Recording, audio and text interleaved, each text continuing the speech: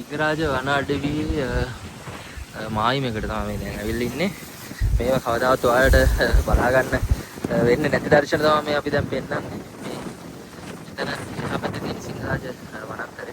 එතකොට දැන් ඔයාලට පේනවා මෙතන මේ මෙතනින් මේ ගේට් එකක් තියෙනවා. එතනින් පල්ලෙහාට මෙහෙම යනකොට මෙතනින් තියෙනවා දියැලට යන පාර. ගිහිල්ලා පහළට ගිහිල්ලා අනිත් පැත්තට එන්න ඕන කියලා තමයි කියන්නේ. එන්න මේ ඔය තියෙන පාර ඔය පාර දිගේ ගිහිල්ලා ආපස්සට එන්න ඕන. දියැල තියෙන මෙන්න මේ හරිය වගේ කියන්නේ අපිට වතුර පාරක් සත්‍ය ටිකක් දැනෙනවා. මේකට ඔය වන වදුලත් එක්ක තමයි ඇත්තේ. ඉබර කාලෙක නැතිනවා අද යන්න මට්ටමක් තියෙනවා. ඉතින් සෑහෙන හුලම් පාරක් තියෙනවා. අපේනවා ඉතින් අපේ කට්ටිය දැන් යන්න සූදානම් වෙනවා. ඉතින් ඔන්න ඔතන පඩිපෙලෙන් පහළට බහැලා තමයි අපි ගමන යන්න පටන් ගත්තේ.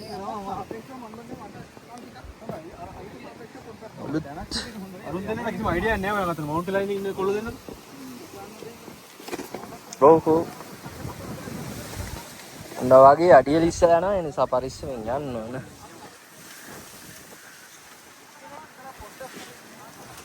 මෙතන මොකද මේ දල් මෙතන තියෙන පටිය ටිකක් පොඩි පොඩියක් තියෙන එකපාර යනකොට මෙතනින් තියෙන එහා පැත්තේ තේවත්ත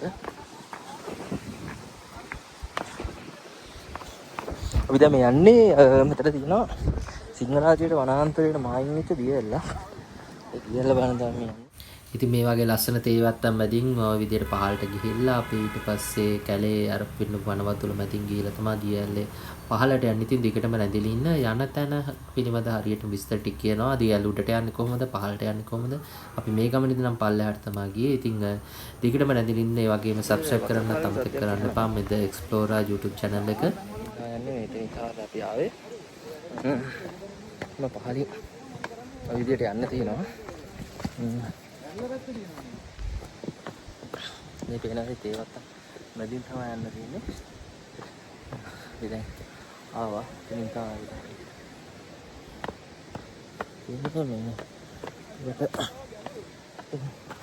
මෙතනින් පාර දෙකට බෙදෙන තැනක් තියෙනවා. ඔයාලට පේන්නේ මේ එතනින් දිගට ගියාට පස්සේ තමයි දියැල උඩට යන්න පුළුවන්. දැන් අපි යන්නේ දියැල පහලින්. එතකොට දැන් අපි ආපු පාර තියෙන පිටිපස්සේ.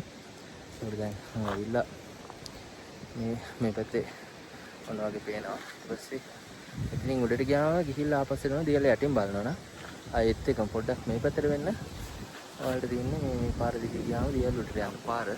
එතකොට පාරාම දකුණු පැත්තට හැරෙනකොට එන්න මේ අඩිපාර දියැල උඩට යන්න පුළුවන්. ඊට පස්සේ ආයෙ පොඩ්ඩක් අපිට මේ වගේ ගල්පඩි පෙලක් එක්ක තියෙනවා. පොඩි වතුර පාරක් එක්ක ඒකින් යනකොට උඩට යන්න පුළුවන්. ගිහිල්ලා අපස්සට ආයෙ පල්ලම බහැලා ඊපස්සේ දියැලේ පාමුලට යන්න පුළුවන්. ගිහින් බලමු දියැල මොන වගේද කියලා. අපි දන්නේ නැහැ, කිසිම අයිඩියා එකක් නැහැ. මේක මේ මැප් එකකවත් ලොකේට් කරපු දියැලක් නෙවෙයි. දැන් අර ඉස්සලා දැකපු තේවත්තට ඇවිල්ලා තියෙනවා. අර ඇතින් ඔය අපි දැන් කෑම කන්න තැන පේනවා. එතකොට දැන් අපි මේ තේවත්ත මැදින් තමයි ඉන්නේ. ඔන්න ඔය විදියට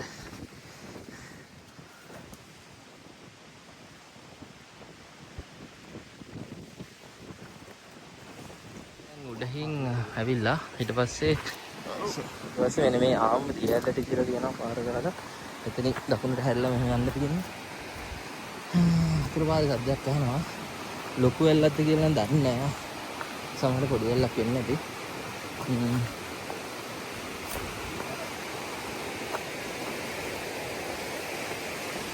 වගේ පාරක් තියෙන්නේ. ඔයාලට වීඩියෝ එක පෙන්නන්නේ. ඔයාලට මේක බලාගෙන යනම මේ මේකට පාර හොයා යන්න පුළුවන්.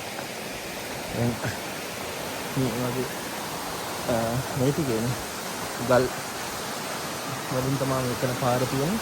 පල්ලින් වතුර පේනවා. මොන වගේ පොඩි දියැලක් තියෙන ලොකු එකක් නෙවෙයි. මෙන්නට යද්දි පරිස්සම් යනවා. ඒක සමහර වහින කාලෙක එහෙම ගියොත් නම් මේවා ඊසීරාවත් එක්ක ලිස්සන්න පුළුවන්. ඒක ගල් ලිස්සනවනේ ගොඩක් කරලා.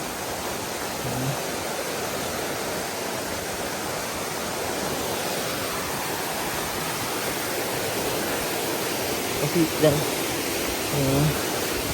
දියැලේ පාමුලට ඇවිල්ලා තියෙන්නේ. ඔන්න ඉතින් අපි සිංහරාජ අඩවියේ තිබුණ ඔය සැඟවෙච්ච දිය ඇල්ලත් බලන්න ආවා. උතන ඔය තියෙන තැන නාන්න පුළුවන් කියලා තියෙන. හැබැයි ඉතින් පරිස්සමෙන් පහළට පේනවා. ඉතින් පහළට ගලාගෙන යන වතුරු පාර. ඉතින් එකපාරක් ලිස්සුවොත් ආයි පහළ තමයි නතර වෙන්න තියෙන්නේ. ඉතින් අපි මේ ගමනෙන් පස්සේ ඊළඟට යනවා අලුත්ම හොන්ඩා වෙසල් වාහනයක් රිවිව් කරන්න. ඉතින් ඒකෙන් පස්සේ අපි යනවා සිංහරාජ ප්‍රාන්ත ආරණ්‍ය සේනාසනය බලන්න. ඉතින් දිගටම රැඳිලා ඉන්න මේක එක්ස්ප්ලෝරර් YouTube channel එක subscribe කරන්න අමතක කරන්නත් එපා.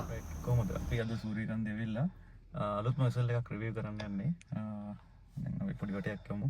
බලන්න කොච්චර සයිලන්ට්ද මේ වාහනේ කියලා. හොඳ. අපි ස්ටාර්ට් කරා. ගියර් සිලෙක්ට් කරන්න යන්නේ. පාකින් රිලීස් කරා. alright. අපි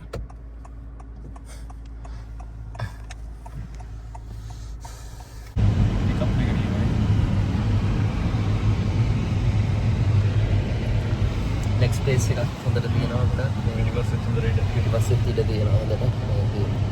බ්‍රේක් රෙස්පොන්ස් හොඳට. සත් සාමාන්‍ය අවශ්‍ය ප්‍රමාණයට තියෙනවා. අපේ හොන්ඩාවල ටිකක් ස්ටිෆ් කියලා කියනවා හොන්ඩලේ. ඒක ලෙන්සර් එකක් අපිට. මේක එන්ජින් කැපැසිටි කීයද? දැන් 1005 හයිබ්‍රිඩ් නිසා මේකේ ඉලෙක්ට්‍රික් මෝටර් එකකින් තියෙනවා සපෝට් එක.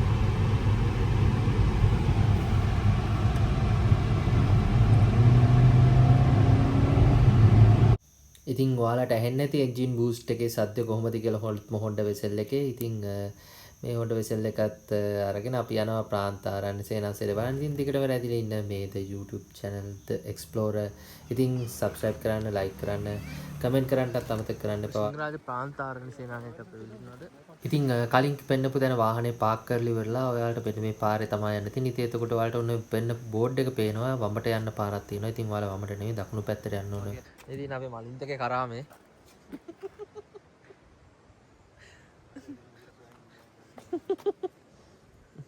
ඒ කාතද රජ? ඉතින් භාවනා කුටි වලට යන පැත්ත මලින්ත යන භාවනා කරන්න දැන්. ගාගව ධර්ම චක්‍ර විහාරය ඉහළ මළු උඩ මළු පුංචි ලෝකාන්තයට යන පාර. කූල් බලපන්. කූල් එක. ආර්සනික.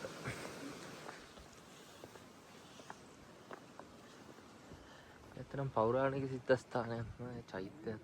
පොකුණක් තියෙනවා.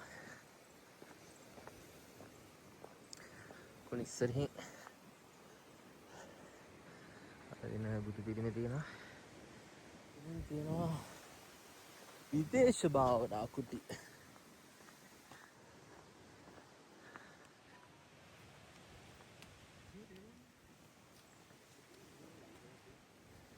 ඉතින් ගන්න තියෙන්නේ උතන ගලයක් තියෙනවා. පන්සල මේ සිංහරාජ අඩවියේදී ආදනක්.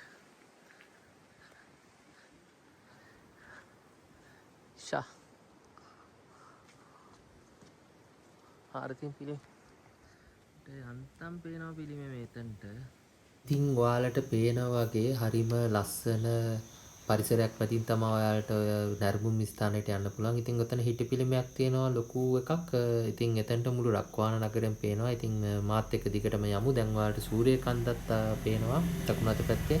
ඉතින් ඔන්න වගේ ගුරු පාරක් තමයි තියෙන්නේ. ඔයාලට දිගටම බුදු පිළිමේ පේනවා. ඉතින් බුදු පිළිමයට ලං වෙනවත් එක්කම ඔයාලට වම් අත පැත්තෙන් ලොකු දර්ශනපතයක් පේන්න ගන්නවා. ඉතින් ඒකත් එක්ක බුදු පිළිම පිටිපස්සෙන් තමයි අපි යන්නේ. ඉතින් ඉස්සරහට ගියාම ඔන්න ඔය වගේ තමයි කඳු පන්තිය බලා ගන්න පුළුවන්. ඔයාලට ඔය ඉස්සරින් පේන්නේ සිංහරාජ වනාන්තරේ පේනවා ඇති.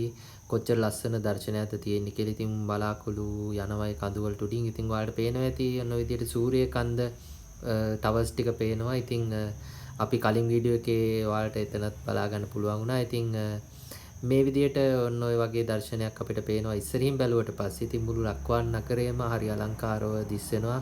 ඇත්තටම මෙතන හරිම තද හුලං පාරක් තියෙනවා. ඉතින් ඔයාලා මොන හරි හිස්සසුම් සහ මොන හරි තව ෆෝන් එක උනත් හරිය පරිස්සම් කරගන්න. මොකද හුලං පාර ගොඩක් සැරයි.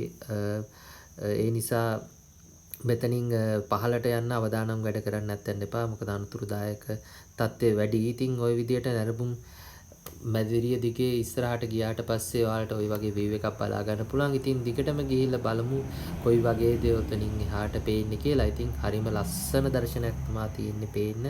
ඉතින් ඔය අපේ යාළුවෝ කට්ටියත් උතන අලුතින් ආපු කට්ටියත් එක්ක කතා බහකේම යෙදෙනවා. ඉතින් ඔන්න ඔය වගේ දැන් දර්ශනය බලා ගන්න පුළුවන්. කොයි වගේද හරිම ලස්සන view එකක් පේනවා. ඉතින් මේ දර්ශනය විඳින්න මගේ channel එක subscribe කරන්නත් අමතක කරන්න එපා. ඒ වගේම ඔයාලගේ මේ වගේ අත්දැකීම් තියෙනවා නම් comment කරන්න. මේ වගේ තව යන්න තියෙන ලස්සන තැන් මොන හරි තියෙනවා නම් ඒ පිළිබඳවත් අපිට පෙන්වන්න. ඉතින් අපිත් කැමති ඒ ගැන දැනගන්න. ඉතින් ඔන්න ඔය වගේ මුළු රක්වාන නගරෙම අපිට මෙතෙන්දි බලා ගන්න පුළුවන් හරිම ලස්සනට. මේ වගේ ලස්සන නොදකපු තැන් ඔයාලට දිගටම බලා ගන්න පුළුවන් මේ මගේ YouTube channel එක The Explorer subscribe කරන්න අමතක කරන්න එපා. ඉතින් ඊළඟ වීඩියෝ එකෙන් හම්බෙමු. සූර්යකාන්තේ කලින් වීඩියෝ දෙකත් බලලා ඒ පිළිබඳව කමෙන්ට් කරන්න. ඉතින් අලුත් ලස්සන වීඩියෝ එකකින් ආයෙත් හම්බෙමු මේ The Explorer Dr. Champ vlog.